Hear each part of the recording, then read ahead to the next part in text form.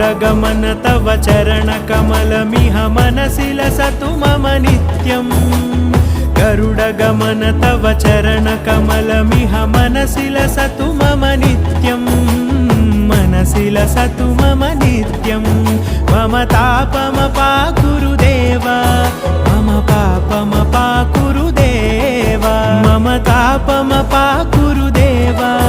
मम पापमपाकुरु देवा